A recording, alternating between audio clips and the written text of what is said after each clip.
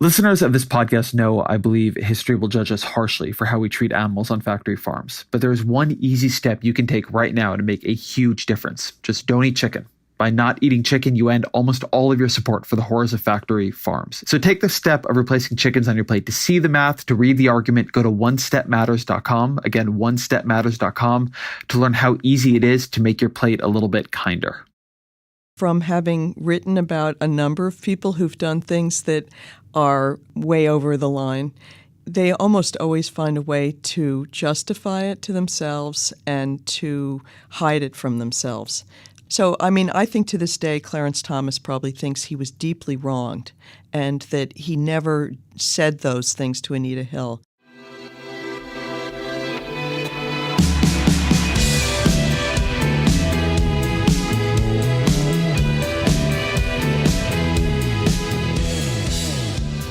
On May 7th, Jane Mayer and Ronan Farrow published a story in The New Yorker detailing New York Attorney General Eric Schneiderman's history of sexually and psychologically terrorizing the women he dated. Hours later, the New York governor, Andrew Cuomo, he called on Schneiderman to resign. Hours after that, Schneiderman stepped down. Journalism comes in many forms, and it has many uses, but the most honored and necessary form is a form that Jane Mayer excels at, investigative journalism, the revelation of what the powerful do not want us to know so that we may, as a citizenry, hold them accountable so that we can protect ourselves. Over the years, Mayer's done more than anyone else to map the Koch brothers' influence on the Republican Party. She has added immeasurably to our understanding of America's torture programs, to our knowledge of Anita Hill's allegations against Clarence Thomas, to our understanding of Donald Trump and Michael Pence and the influence that financiers like Robert Mercer have on this administration. She's won more awards than I can count, and she's deserved them all. I've known Mayer for years, and I've always wanted to know how she does what she does. How she breaks stories on everything from waterboarding in Iraq to sexual deviancy in the New York government. But I've never gotten a chance to just sit down and ask her. That is until now.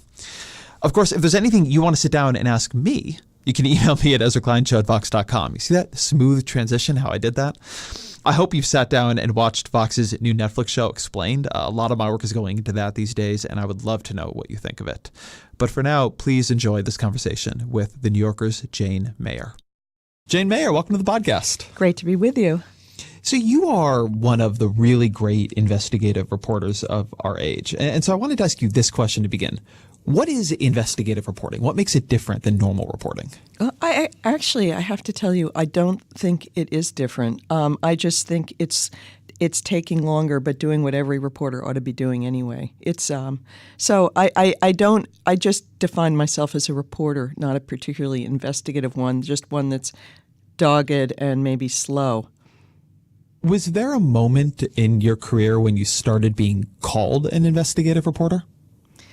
Yeah, more the last few years. I would say the place where I departed from the rest of the polite press corps was a long time ago, and it was when I was a White House reporter for the Wall Street Journal and covering Reagan, and we were all sitting there doing what we were supposed to do. We thought taking notes basically about it's like stenography being in the White House press corps.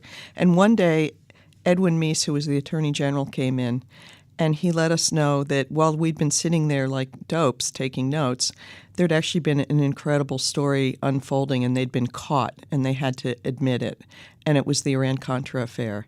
And I thought, well, what have we been doing, sitting here listening to these pronouncements from Reagan saying that he would never, trade money for hostages, and meanwhile they had a huge covert program doing exactly that.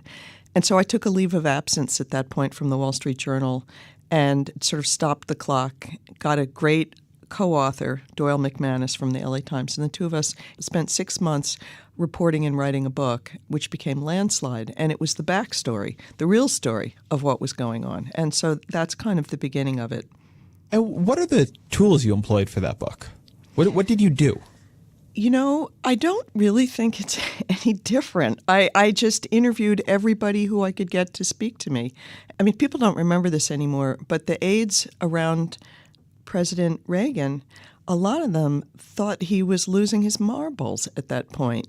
And the biggest story that came out of that book was that the aides around Reagan considered invoking the 25th Amendment because they were afraid that he was on the edge of becoming incompetent.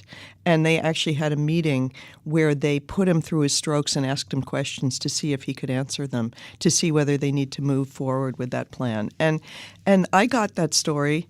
I hate to tell you, and I've never told this, but I got that story by going to a cocktail party and talking to people there. And one of the people was Ben Bradley, the editor of the Washington Post, the fabled editor. And he said, "Hey, kid, there's a guy you got to talk to. I hear some crazy things were going on in the White House." And I went and followed up with that guy, and his name was James Cannon. And he was the aide in the White House who'd been brought in to try to figure out whether or not the 25th Amendment should be invoked. So a lot of it is just talking to people, just constantly pushing and nudging and listening and that kind of thing. You so often report on stories on people where a lot of the key decision makers don't want to talk to you. When you report on torture, presumably when you're reporting on whether or not the president has gone senile, how do you persuade people to talk to you? How do you persuade them to give you a story that may end up harming them or putting them in danger, or certainly harming a cause or an administration that they're devoted to? I think the truth is that most people really want to talk, and it's just a matter of appealing to their higher instincts, really. Most people, particularly in politics, are interested in history, and they want the historic record to be right, and they're seeing things often that they're upset about, and they want to tell the truth. I mean, they really do. There's no special, you have to be very careful never to make some kind of promise you can't keep or to use deceit or anything like that. I always assume every single thing I ever say to anybody I'm reporting on could be public. So there's no special you can't be sneaky about it. But actually, a lot of people just want to tell their story. They're involved in politics because they want to be part of history. They want to shape history, and they want to and they want it to be known. And so you appeal to that. I mean, to go back to the story of the 25th Amendment, I mean, part one was hearing that this was really something that happened. The second part was convincing James Cannon to tell me about it, not just tell me about it once. I went back to his house and I spent hours with him over and over. And I went over his account to the point where he had actually kept a diary, and I got him to read the diary. And so by the time that prologue came out in that book, every word in it about the 25th Amendment had been so carefully checked with him and gone over and over, and the color of it, and the fact that he was in his pajamas when he went and checked the Constitution to look at the 25th Amendment. All of that was in there, and that's the extra thing that really matters, which is just getting every little human detail so when a reader reads it, the hair stands up on their head. When you are thinking about which story to do next, because you've covered such a wide range from torture to the Eric Schneiderman story you just did to the Koch brothers, do you begin because you've had a break with a source or a break with information, or do you begin with, I'm interested in this and I'm going to figure it out? Kind of all of the above. I mean, I think right now, this is a really target-rich environment for investigative reporting, and it's gotten more and more so every moment because, and I'm not talking just about the fact that Trump is our president, I'm talking about what's happening in the media world. Right now, the media sphere is moving at such a rapid rate that there's so much information coming at people in so many sort of broken up little bits that people can't make sense of it. And so it's a perfect time to do what investigative reporters do, which is sort of stop the clock, get off, go back, get the story behind the story, and explain the connections between things. I mean, it's not unlike what you do at Vox, where what you're trying to do is have these explainers because of the sense that people can't quite figure out what the connections are between everything. And that's a lot of what I do, I think, is more explanatory journalism than something called investigative journalism. It's also, I spend a lot of time trying to figure out who the people are.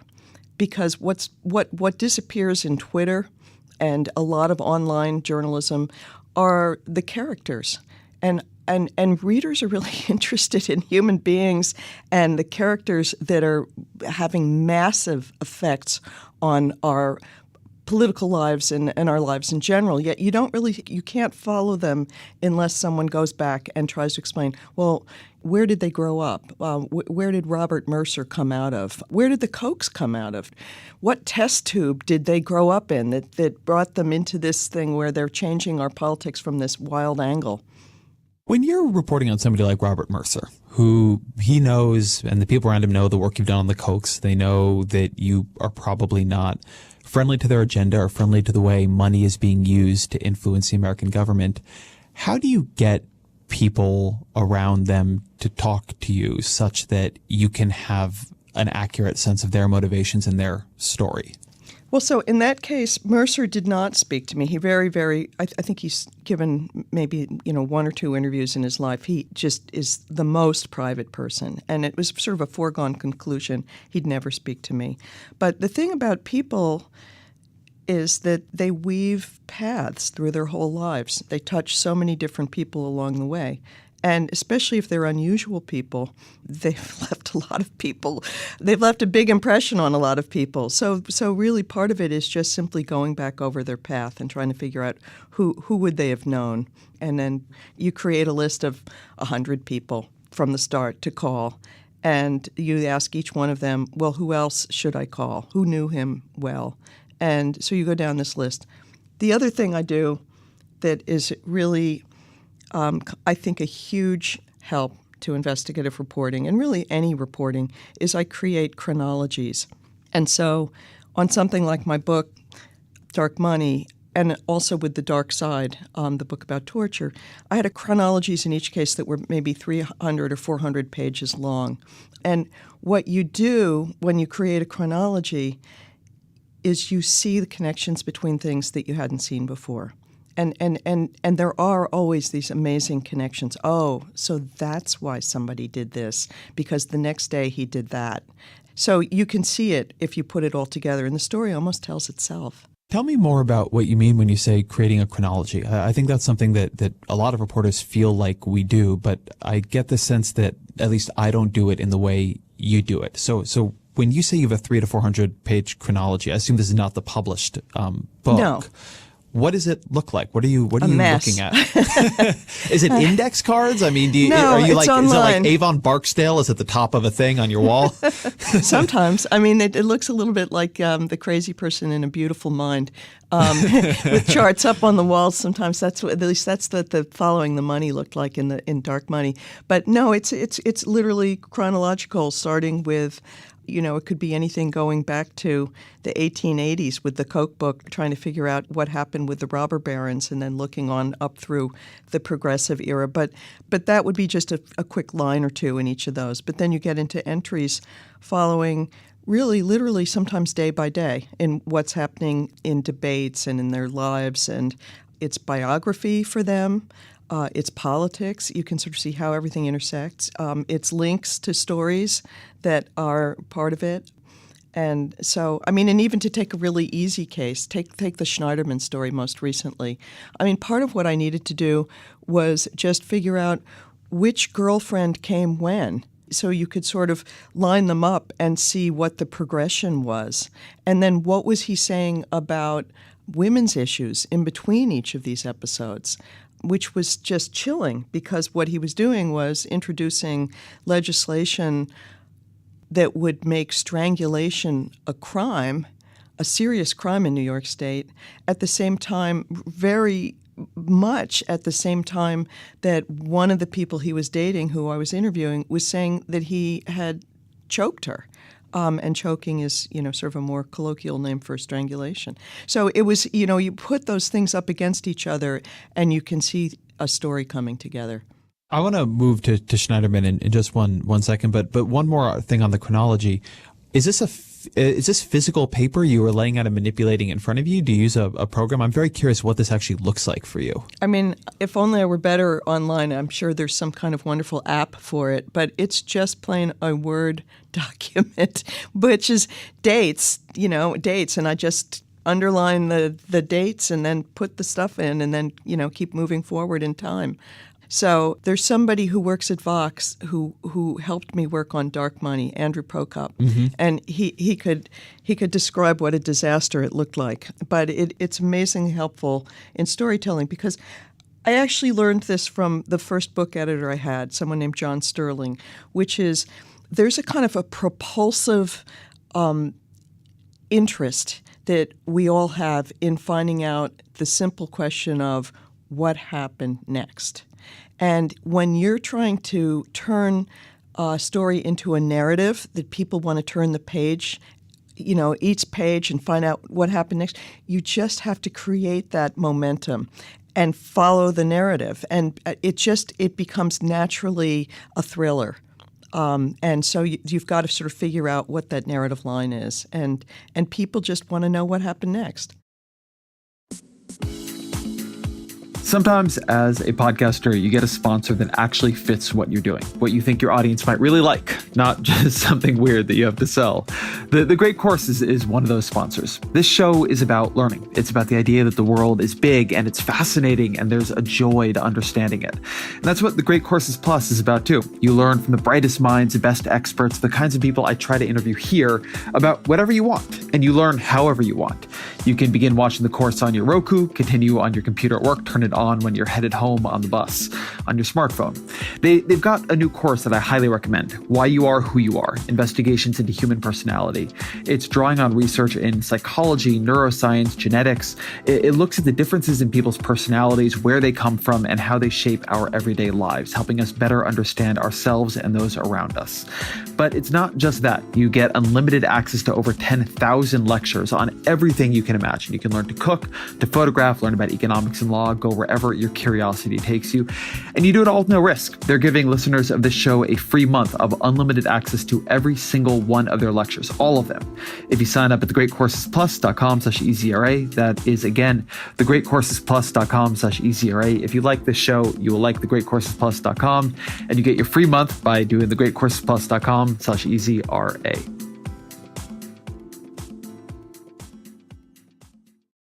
So the Schneiderman story, let's start there. You did that story with Ronan Farrow. How did that become a story? What happened that led to that becoming a story you were working on? So, that was an unusual story for me, actually, because it came to me without my asking for it. Tanya Selvaratnam, one of the women who had dated Schneiderman, had friends at the New Yorker, and she told one of her friends all about what had happened. And the friend told the editor at the New Yorker, David Remnick, who then said to me, I want you to look into this. And I kind of dragged my feet, actually, in the very beginning. But I set a fairly high bar. I didn't think it would be a story just to have one woman with a really bad experience. And I thought even two women with a bad experience would be questionable. And if we were going to take on the Attorney General of New York State, we had to have a case that people didn't sort of say, oh, he said, she said, it's either here or there, or maybe people are misinterpreting it. I thought it had to be just an ironclad case. So from the start, I said to the first woman when I finally spoke with her, I'm going to see if I can find at least 3 women, and I'd like them to be on the record. And if we can get that, I think we might have a story. But otherwise, I also felt it was partly on behalf of the women that they were risking a lot if they came forward on the record and they didn't have a really ironclad case. You're aiming at somebody with an awful lot of power. He could fire back and really hurt their reputations and demean them in some way. And the reason maybe I was sensitive to this was many years ago I covered Anita Hill's accusations against Clarence Thomas, and what happened to her was pitiful. I mean, she was just made into some kind of cartoon character who was described as suffering from erotomania. And it was so painful to watch what happened to her. I didn't want that to happen to these women, and I know it can happen. So I set this bar saying, okay, we're going to have to find 3 at the minimum. How did you find the other women? Well, the incredible thing was it wasn't very hard. And That's chilling, actually. so, which makes me think that this was, again, a real story. If you can find that many people that fast, and it only took a matter of weeks, then you can be pretty certain that there's a real pattern here. And it's probably larger than the one I reported on. So one led to another. The first woman, it was a crazy coincidence. The person at the New Yorker who was her friend, who'd helped her clean out her stuff from the Schneiderman apartment where she'd been living with him a lot of the time, that woman, who's Jennifer Gonnerman, a reporter at the New Yorker, and a great reporter, said to the ex-girlfriend of Schneiderman, "You can't be the only one. Who else do you think he dated? This can't have happened just to you." And the ex-girlfriend, Tanya, said, "Well, I think he dated another woman I've heard of," and described her. And the very next day, Jennifer Gonnerman was out in the park in Brooklyn, and she bumped into someone who worked in the same place as this second woman, and said to that person, "Hey, I understand you know someone you work with who may have dated Eric Schneiderman." And she was very careful to not sort of overly weight the question in some way that would tip the answer. And she just sort of said coolly, "So how did that work out?" And the person she was talking to said, "Oh, you mean other than the slapping and spitting and choking?" And so they realized right on the spot they've got 2 women who've had similar bizarre and scary experiences with Eric Schneiderman. So this was this was Jennifer Gonnerman who knew the first woman speaking to a coworker of the second woman. Exactly, who was just a family friend of hers. Wow. It was just a coincidence. And so at that point, Jennifer Gonnerman, connected these 2 women a little bit online and carried back a message from girlfriend number 2, who had dated Eric Schneiderman before Tanya, and the message was, "You're not alone." And that was a very important message for Tanya to hear, because she had felt that it was something she'd done maybe. She just had no sense that this was a pattern of activity.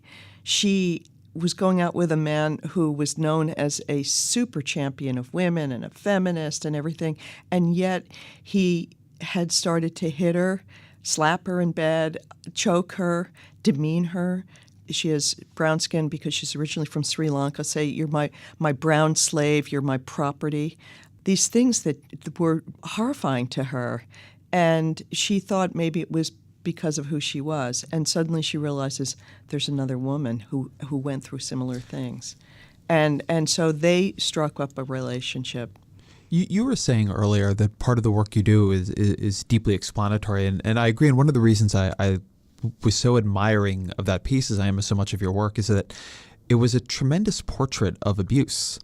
And not just physical abuse, not just sexual abuse, but the psychological terrorism that so often characterizes it, the way in which he made people feel small and afraid, and that maybe this was all on them. Maybe it was something that they were asking for.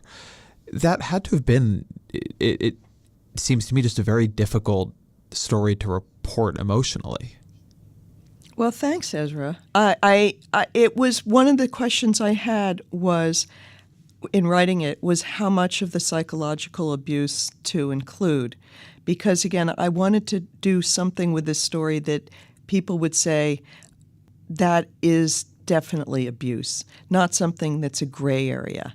So when a man demeans a woman and tells her, you should get breast implants, as he did to one of them, or you've got fat ankles, as he did to another one, things like that, that could be just a jerky boyfriend. And so I didn't want people to read it and say, "Oh, well, he sounds like a jerk, but that's just like, any kind of jerky guy." So it was a question of how much of that to put in there. And the reason we wound up using a lot of it was, as I kept interviewing these women, and there were 4 of them in this story, the pattern was so pronounced that it became freaky and incredibly disturbing, because you would hear the same lines. These women didn't even know each other. They'd been dating him at different periods, and he would say just almost precisely the same thing to them. 2 of them had the experience of sitting there watching TV with him on a couch and him reaching for their legs and squeezing part of it and saying, "It looks chunky or chubby."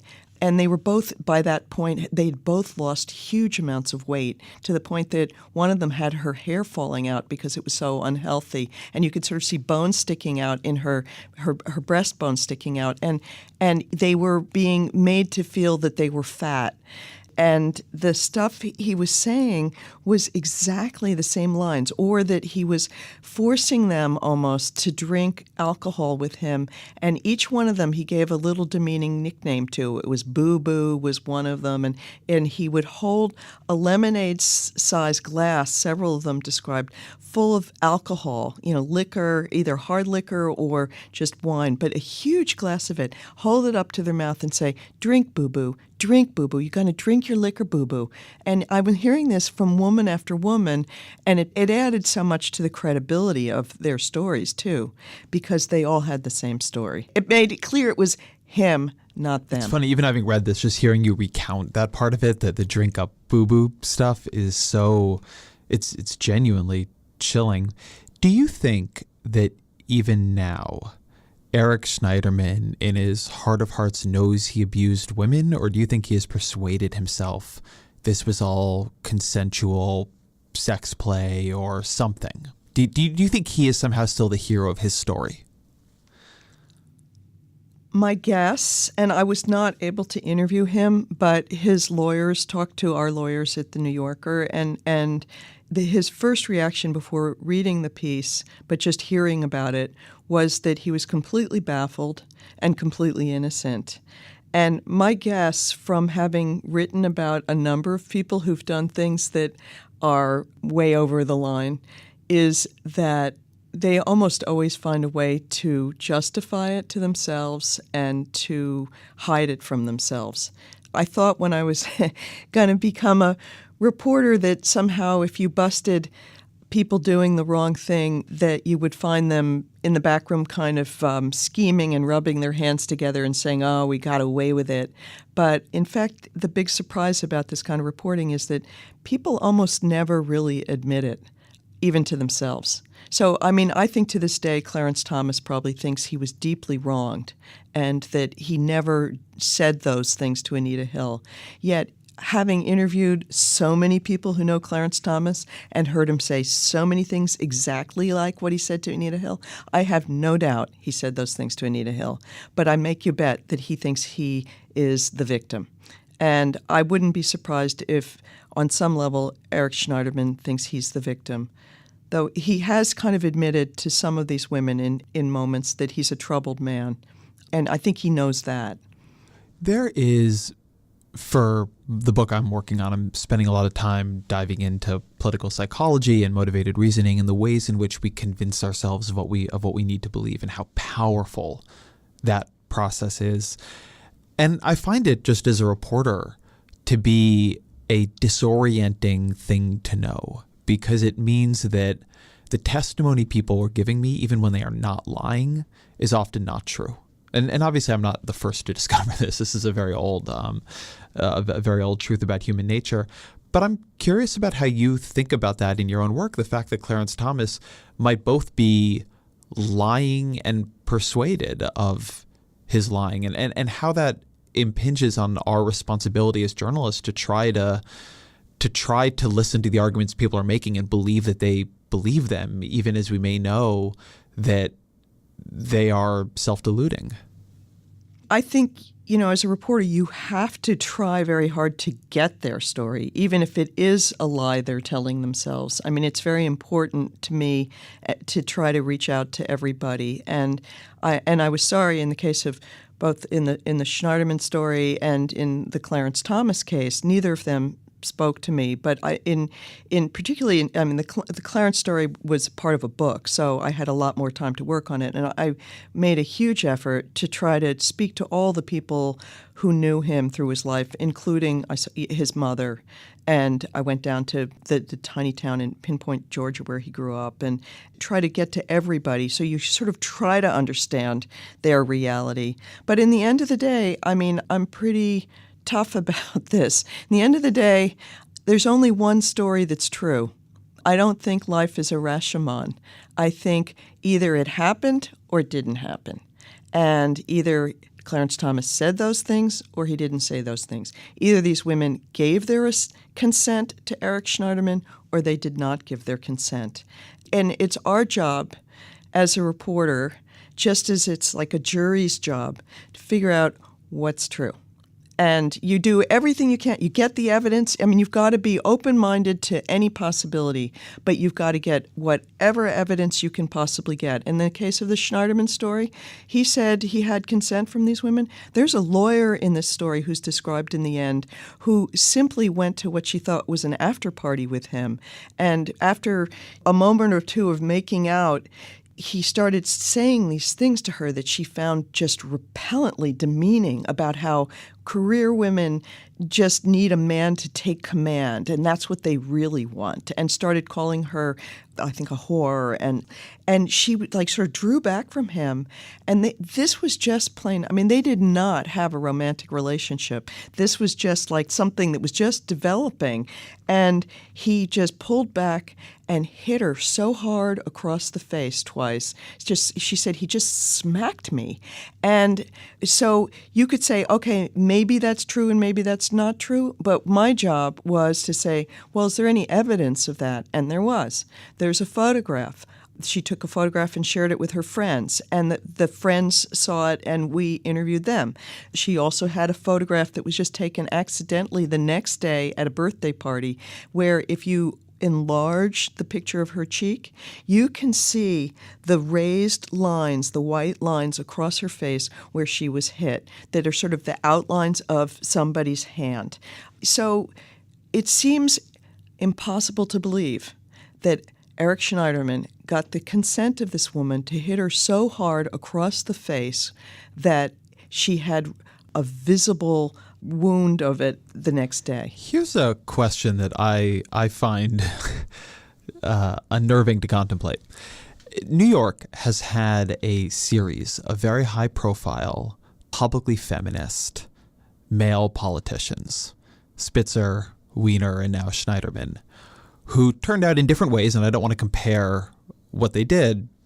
What Spitzer did seems to have largely been consensual, if illegal, whereas Weiner's stuff was stranger and Schneiderman's was non-consensual. But all of it was pretty deviant. And I don't know whether there is something that is very strange about New York Democratic politics, or it is that New York has a very high concentration of media figures who can report on these folks, and the people in it are under more scrutiny, so more of their misdeeds come out. Do you think there is something strange about New York, or do you think this is what is happening everywhere, and we just don't have as many resources focused in on, Oklahoma politics? My guess is it's the latter. I have to say that, and as we've seen, there are issues in Missouri with the Governor Greitens, and there were issues in Alabama with Moore. It's a matter of attention, I think, and shining a light on it. And it probably is just a reflection of the fact that the media is better in New York, and so people are watching more closely. Also, I mean, face it, in the last couple of years, there's been more of a consciousness that this is really wrong, and so that women come forward and talk about it. And so it may say more about the women in New York that feel that they can speak out about some of this. Though, that's more in the case of Schneiderman. I think in the case of, if you think about Elliot Spitzer, it was involving prostitutes, and they were not the complainants, I don't think. And in the Weiner case, each one is strangely different and fascinating, but I do think it's probably more a matter of the media. And I hate to say it, I imagine if the media was this good in every other state, you'd be hearing a lot more about it everywhere. You brought up the ways in which we're also in a different age. You wrote, as you mentioned, a book on the Anita Hill, Clarence Thomas case. If Clarence Thomas had been nominated to the court in 2018 and Anita Hill had come forward with her accusations, do you think the end result would have been different? Totally. He would never have been confirmed this year. I am absolutely positive of it. People who had so much lesser charges made against them have had their careers completely wrecked. And he was the head of the EEOC, which is supposed to, safeguard workplaces against sexual harassment. And there were women who were working for him who said he was sexually harassing them, including Anita Hill. And the thing was, she wasn't the only one. And when I look back at that case, what I think is really important is that at the time it took place, Joe Biden, a Democrat, was on the Senate Judiciary Committee, and he pretty much effectively suppressed information about other women that would have allowed the country to see that there was a pattern there. And it was a completely different consciousness. He was uncomfortable with the story. Ted Kennedy, who was on the Judiciary Committee, was uncomfortable with the narrative, too, having so many accusations about him and women.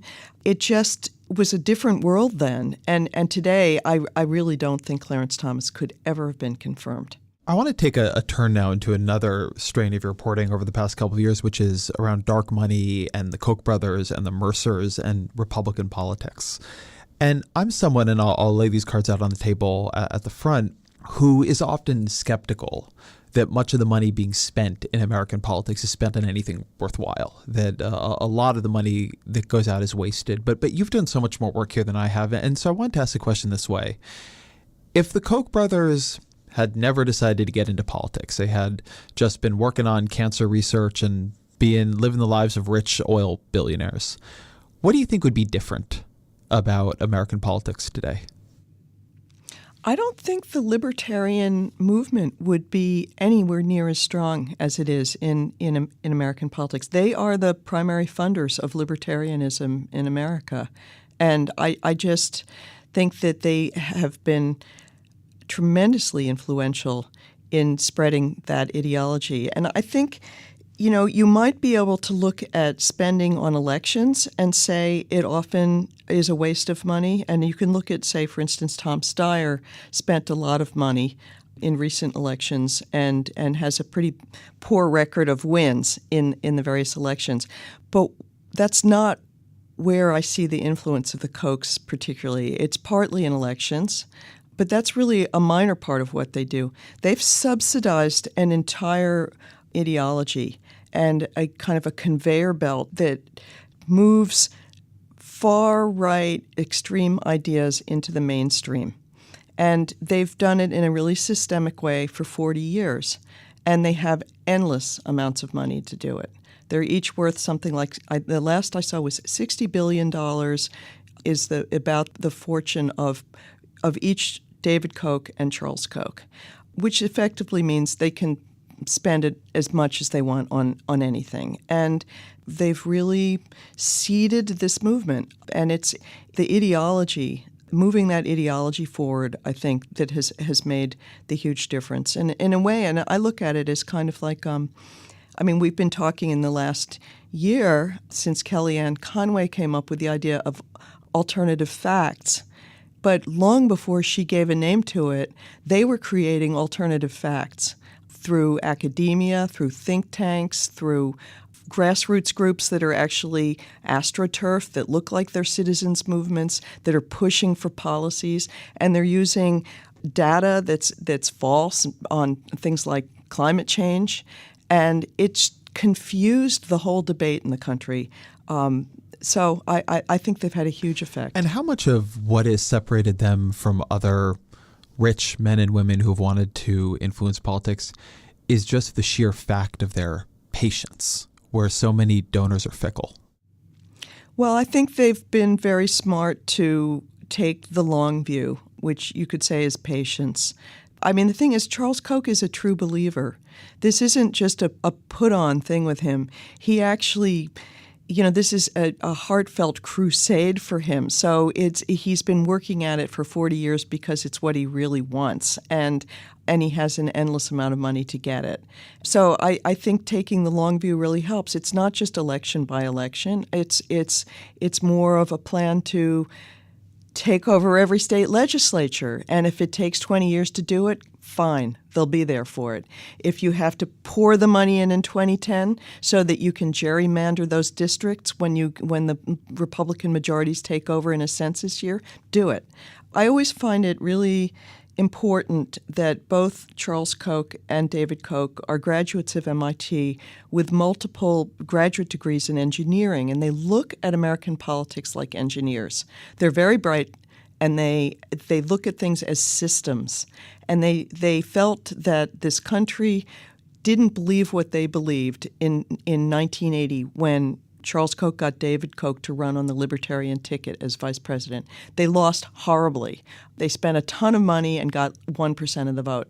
And the country was nowhere near believing anything they believed. And they kind of looked at the whole landscape and thought, okay, how do we win? It's not going to be by running for office. We're going to have to change the way the whole country thinks. And they've been at it ever since. When I listen to the way liberals talk about Charles and David Koch, it often sounds like they're sort of the Dr. Evils of politics, but not in a funny way. They've become cartoon characters, and you can make them. You can, and they're not. What do liberals get wrong about the Kochs?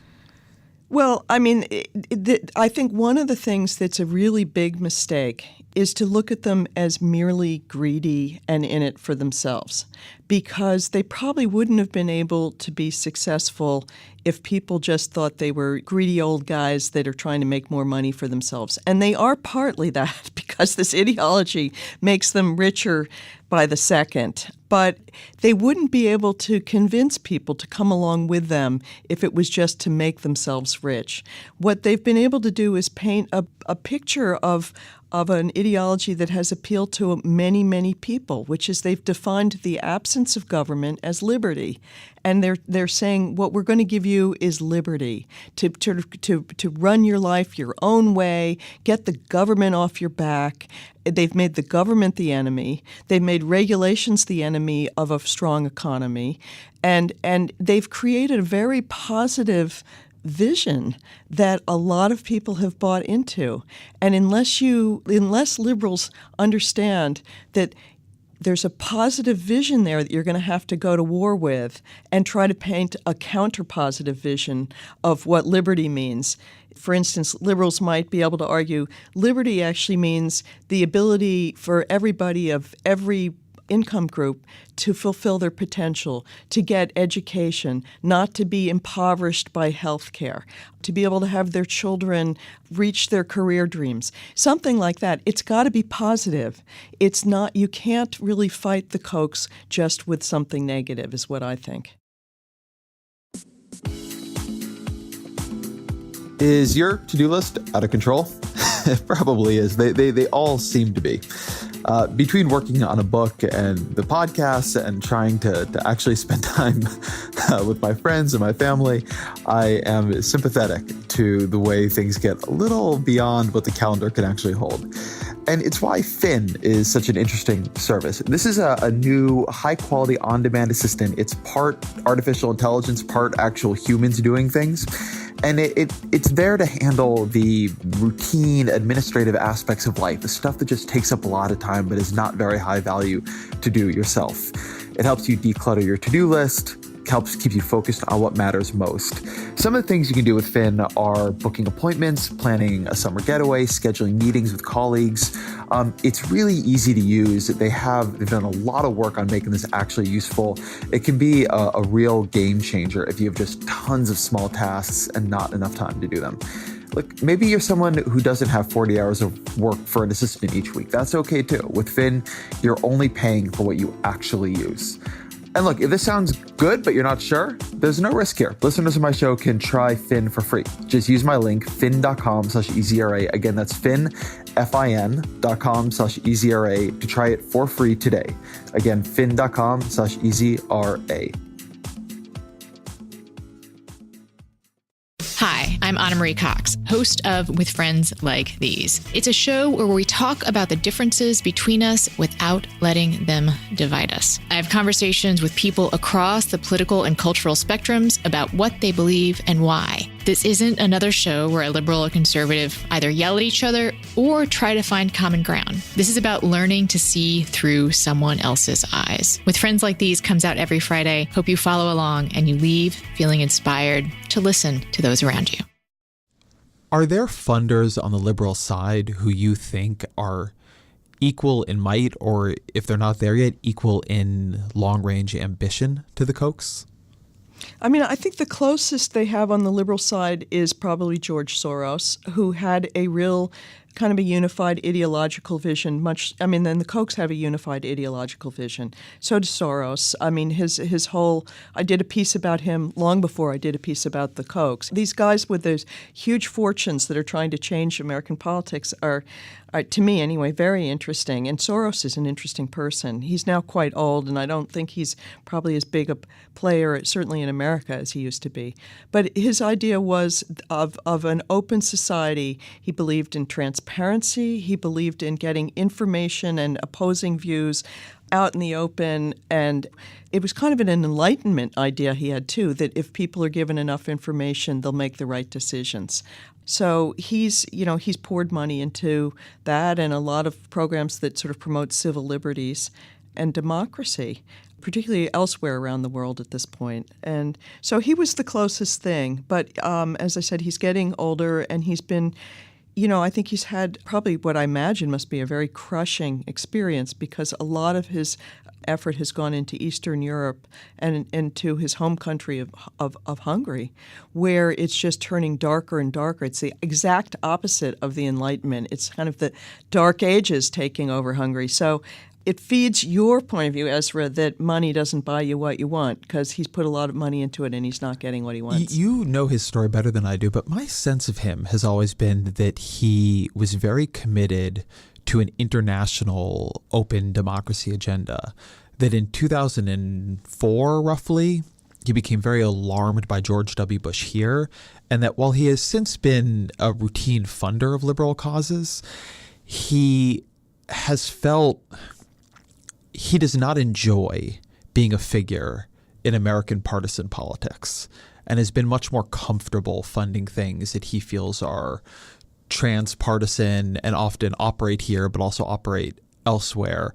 Where the Kochs, one thing that I had been wondering about as they became more notorious was whether or not the notoriety would drive them from the field, that they would not enjoy becoming bogeymen of American politics. But it seems to me, if anything, they have embraced this role for themselves and doubled down. And that has seemed to me, again, as somebody who does not primarily cover this, as a way in which they're different than what the liberal side has had, where the liberal folks have had a lot more discomfort being identified with actual ongoing partisan politics and operations.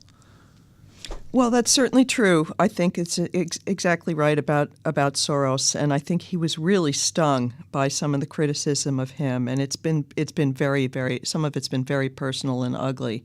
But of course, it has been personal and ugly also about the Kochs. And you're right, they're still players. I don't know that they are embracing their boogeyman-ness, though. They certainly are they're spending like mad. So they're every cycle they're spending more. And just to give a statistic for this, the 2018 race, they've been talking about spending $300 or $400 million in the midterm congressional elections, which is just a gigantic amount for a midterm.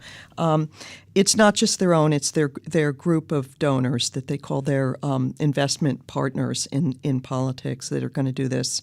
They've said, but I think they do care about their image and are not happy that they've been made out to be such evildoers. It was interesting to me. They actually put a lot of energy into market research to try to figure out why people didn't like them. And they did focus groups and polling, and the research came back with the not shocking finding that the public thought they were greedy. And so they've been working very hard on trying to counter that image. And one of the findings of the research also was that one of the things they should do is form unlikely alliances. And so they've started really upping the giving they're doing to things like black causes, criminal justice causes. They'd given some in the past, but they're doing it much more publicly now.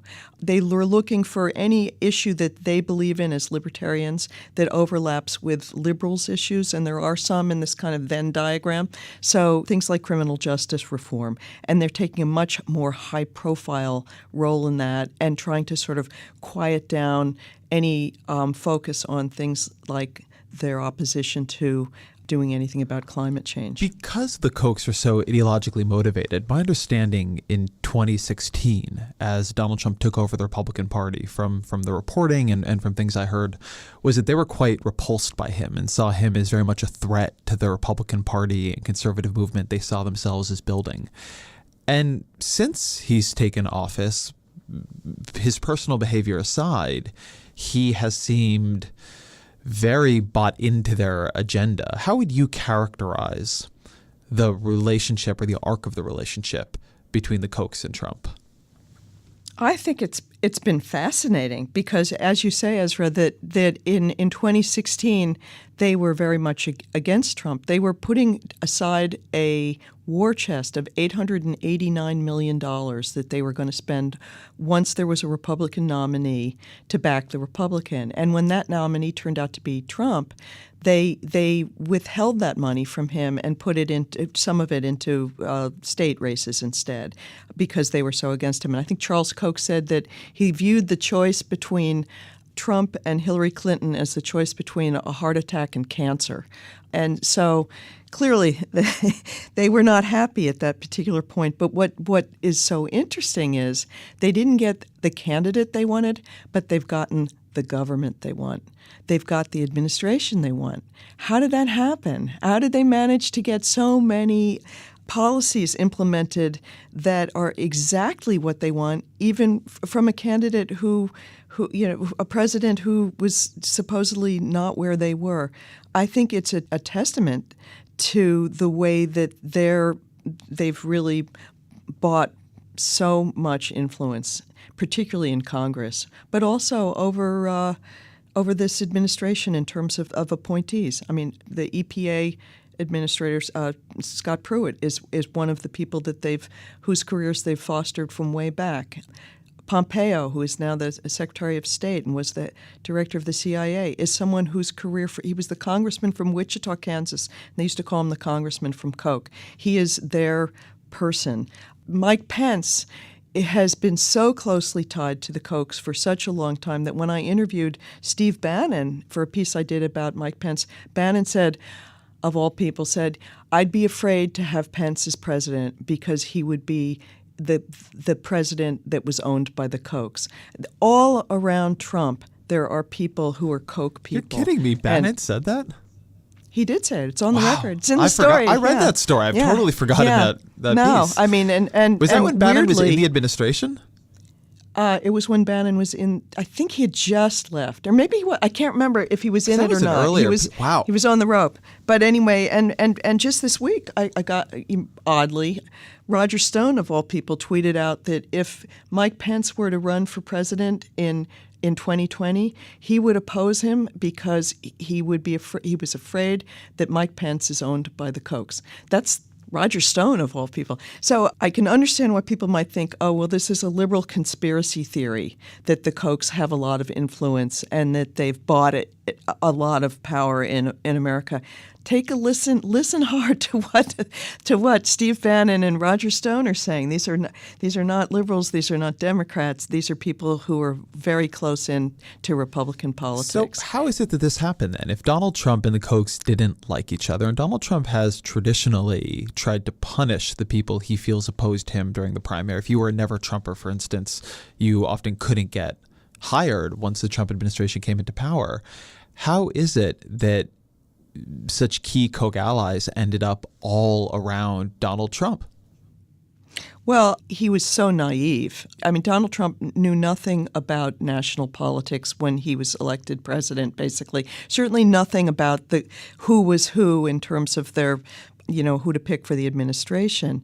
And meanwhile, for 40 years, the Kochs have been building a movement, and the movement is all around him. So they funded the Federalist Society. The head of the Federalist Society becomes the advisor on who to pick for judicial appointments, and he is closely allied with the Kochs. The transition was filled with people who were allied with the Kochs. It was run by Mike Pence. All around Trump, he was surrounded, and I really feel that he had so few of his own ties to people in national politics that it was easy to rely on these people, and it was the only thing he could really do. Given your understanding of the mechanics of how the Koch brothers and also a lot of other funders in American politics have built their influence, and built their influence often in a very pre-Citizens United era. When I listen to liberals talk about money in politics, I hear a lot about Citizens United. That has become the thing that, if they could come into power, they would get rid of that right now. If Citizens United and its associated rulings got repealed, do you think that would substantially change how much influence money can buy in politics? Well, I mean, I think money in politics is like, there's sort of a hydraulic theory. It's always going to be pushing its way in. And it always has been trying to push its way in before Citizens United and after Citizens United. And what you see if you look at the sort of the bigger picture standing back is there are waves of corruption. It gets to be just untenable. And then there are waves of reform, and there's a crackdown. And for a little while, it's cleaned up. So take a look at the election after Watergate, 1980. You've got Jimmy Carter running against Ronald Reagan. Nobody even remembers this. They think it's so hopeless to do anything about money in politics. In that election, there was almost no private money spent. Both candidates just spent the public financed money. And it can be done, and it has been done.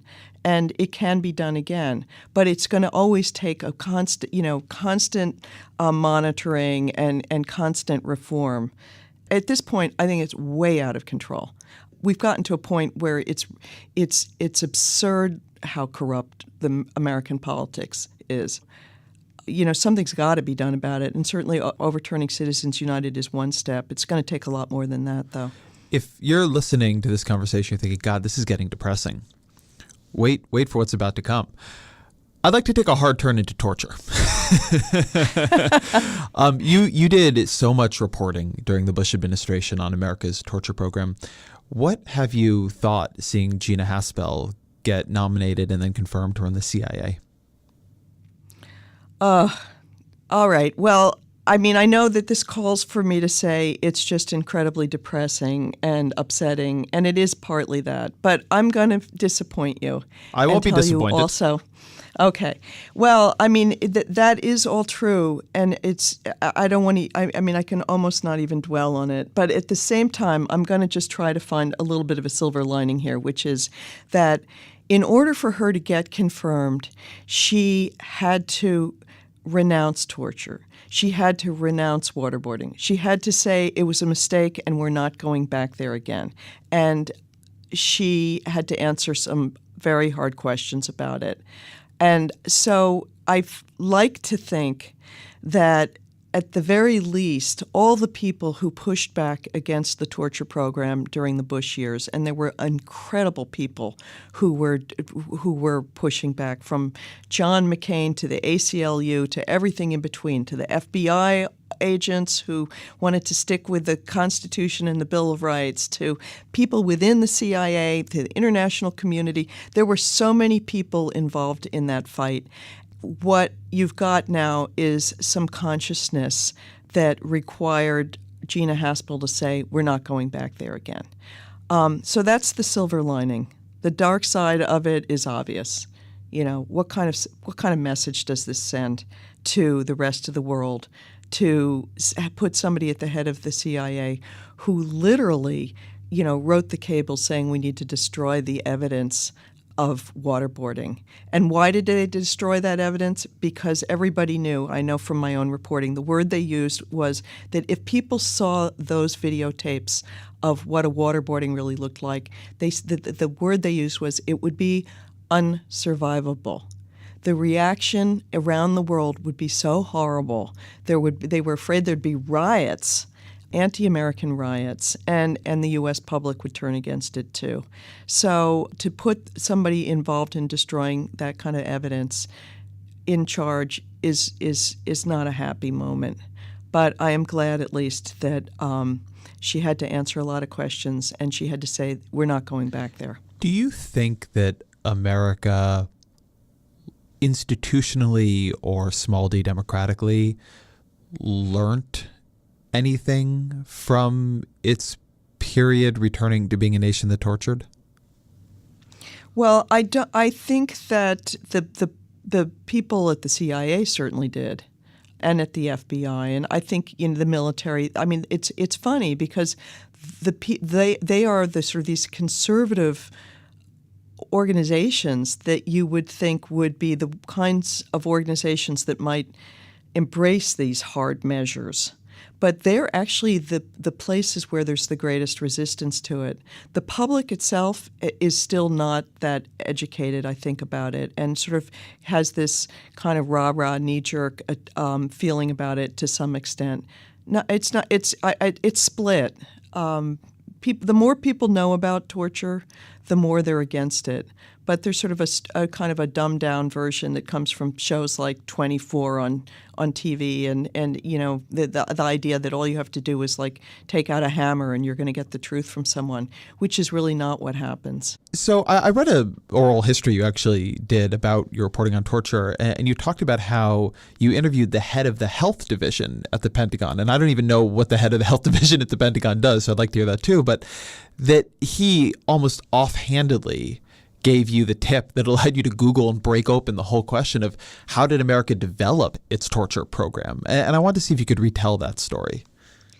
Yeah, sure. I mean, it was almost an accident, really. I was talking to him. I was interviewing him because I had noticed that there were psychologists who were working down in Guantanamo for the military, and I wondered, who sends in psychologists to do the interrogations? And, is this an organized program of abuse or what? And so I got the head of the health division to let me come in and talk to him. And he said, oh, sure.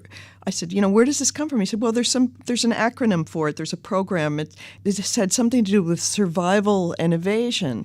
So I went back and I got online and started Googling around and found that there's a program called SEER, Survival, Evasion, Resistance, and Escape.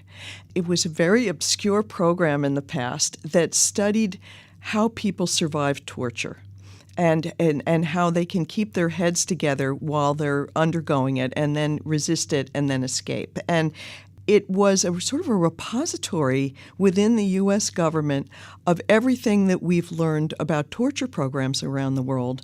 And it turned out what happened was, after 9/11, this program, instead of being used for defensive reasons, became an offensive program. And everything terrible that we'd learned about other countries' torture programs, the worst ones in the world, became kind of the playbook for what we were going to do to U.S.-held detainees. It broke open the whole story to me. I mean, at that point, what we were being told in this country was that what was going on in places like Abu Ghraib was just a few rotten apples at the bottom of the barrel, if you'll remember the phrase that was being used by President Bush at the time, that there wasn't an organized program, and it was just a few bad actors.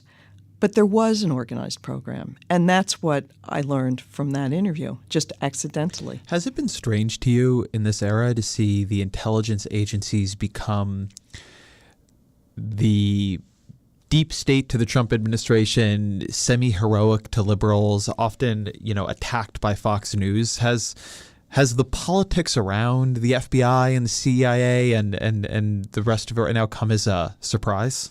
Yeah, completely. I mean, it's like you've gone through some kind of rabbit hole in Alice in Wonderland or something. Suddenly the liberals are all defending, the independent counsels, and the independent counsel was the bad guy during the Clinton years. But I think it's something more complicated than just hypocrisy and partisanship. I think what I see it as is we've got a few independent centers of power in this country that can put a check on the executive branch. And I think people see the Justice Department and the rule of law and the FBI and, the independent counsel in this particular case as the only checks on what they fear is a runaway dangerous executive. And so that's why they've switched sides on it. I wake up a lot of days on this, and I feel very deeply disoriented. I mean, if you had come to me in 2008 or 9 and you said to me, okay, in 10 years, liberals are going to see the CIA as an important check on the executive's power, and Republicans are going to see WikiLeaks as a key organization working to make the world a better place through leaking documents that harm those in power, I would not have known what to think about that. I mean, have you been surprised by the evolution of WikiLeaks in this period too, or just what do you think about it? I feel that we probably didn't really know, and I still don't really know that much about what the motives are behind the people running WikiLeaks. I think it is very disorienting.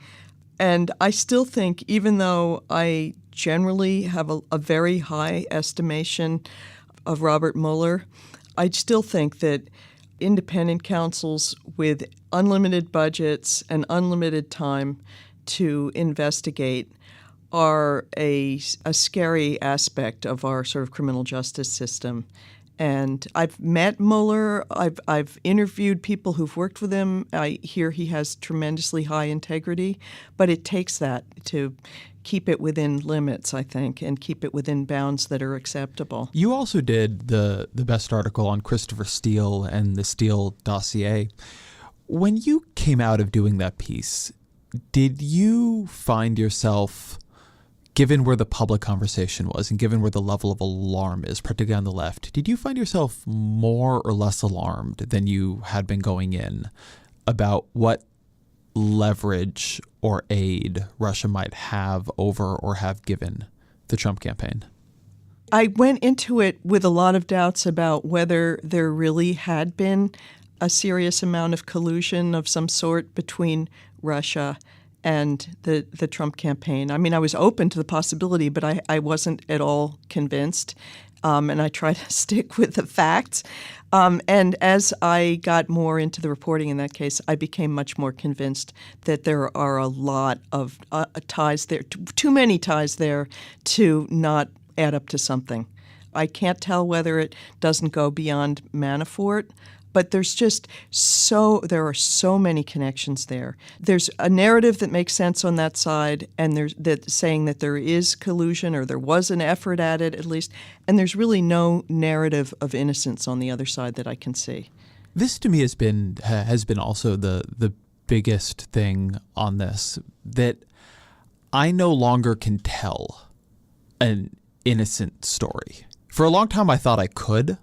But even now, the best story I can tell that ends with there not being, I even want to say there not being collusion, it's a story where people were colluding or doing something quite close to it and just didn't quite realize why that was so wrong to do, that they just understood Russia or some of these players as an interest group like the Koch brothers or the Heritage Foundation or a union or whatever it might have been, and they just are political amateurs and didn't understand that they had crossed a line that you can't cross. But it's become extremely difficult for me to understand how you look at all this and tell a story now that doesn't end with pretty senior members of the Trump administration having done something that within the boundaries of American politics as we have come to know them is far, far, far over the line.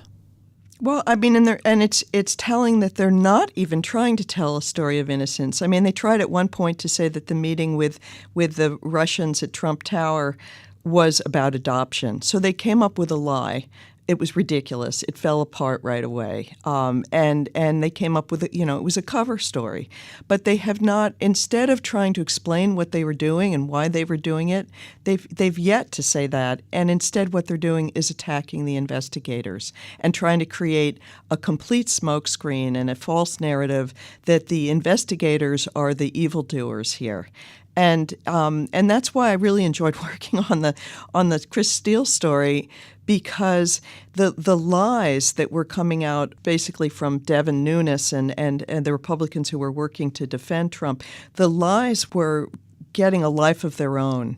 And it was really important, I thought, at that moment to try to get the facts back out again. It feels like it's almost like a fight day by day to sort of get the facts out to the public and see if they can at least duel with the lies, because the false narratives are being spun out so powerfully, both by the White House and the Republicans in Congress and this whole sort of media apparatus that they've got with Fox, that you really feel you've got to engage with it constantly. You were talking earlier about Kellyanne Conway and alternative facts, and I think a lot about – I think that line has become a subject of mockery for a lot of people. But I've come to think there's something very insightful in it, which is I believe that a lot of us have had in our head, explicitly or implicitly for a long time, the metaphor of politics as a debate. And the thing that you're trying to do in politics is win an argument.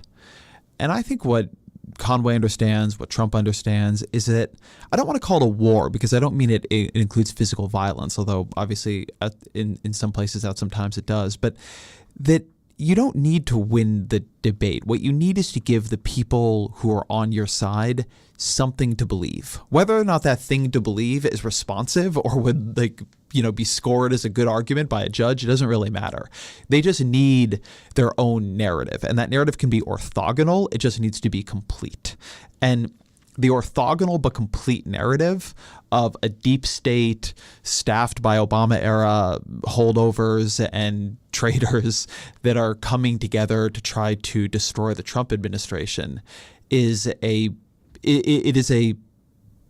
cohesive theory of the case, even if it does nothing to refute any of the findings that have come out of the Mueller investigation, does nothing to explain any of the strange meetings, does nothing to put aside the facts. And to me, one of the profound and scary lessons of this era is that this was never a debate. This is not about who is a better argument. They just need enough people. And, given how many folks do not want to see the Trump administration go down, they have them. They just need to give enough people something to believe so that there's no space for them to believe the other side. They're almost just filling the cognitive space that might otherwise be filled by Mueller revelations. And it seems to me that's enough. But you're saying that you can give people false propaganda, and that gives them something to say and something to stand on. But I mean, so you're saying tactically there's some wisdom in what she was saying in terms of how to manipulate American politics, give them alternative facts, and they'll it'll keep them quiet and keep them on your side. But the reality is, I mean, maybe that works as a tactic politically, but I'm tough on this. What was she really talking about? She was talking about, was the crowd at the Trump inaugural bigger than the crowds at the Obama inaugurals? And the fact was the crowds were smaller for Trump. And there isn't two sides of that. Oh, I agree. And so there is no alternative fact. An alternative fact deliberately told, as Ursula Guin said, is a lie. And what she's saying is, we can give people lies, and we'll lie to people if it works for us. And I think for those of us who've spent our entire careers talking to everybody and looking at every shred of evidence to get what is the closest version you can get to the truth at any given moment, that is just not an acceptable theory. I mean, maybe it works for Trump for now, but it is the end of democracy if people can't figure out what's true and what's a lie. I think that is a good place to close. So let me ask you the question we always use at the end of the podcast, which is, speaking of things that are not lies, what are 3 books you've read that you would recommend to the audience? Let's see. Of the books that... Okay, one of the books that for me was really helpful in working on Dark Money was Winner Take All Politics. It's by Jacob Hacker and Paul Pearson, and I liked it because it goes back to the 70s and explains that it's actually in the 70s when politics changed a lot. We thought nothing was happening that much at the time other than sideburns and disco, but actually it wasn't the 80s when it all began, really. It was the 70s. So that's a great book.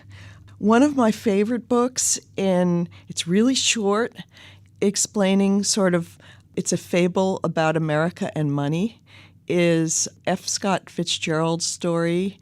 It's a sort of a novella, and it's A Diamond as Big as the Ritz. It's so much fun. You should read that. And another fantastic book, if you really want to see the antecedents to how we got into this moment where money so rules American politics, is Invisible Hands by the historian Kim Phillips Fine. It's wonderfully written, and it explains sort of the early devotion to Hayek and how sort of big business money really started to shape American politics. Jane Mayer, thank you very much. Great to be with you, Ezra. Thanks. Thank you to Jane Mayer. Thank you to Bridget Armstrong for setting up and engineering this episode. To my producer, Jillian Weinberger. The Ezra Klein Show is a Vox Media podcast production, and we'll be back podcasting and producing next week.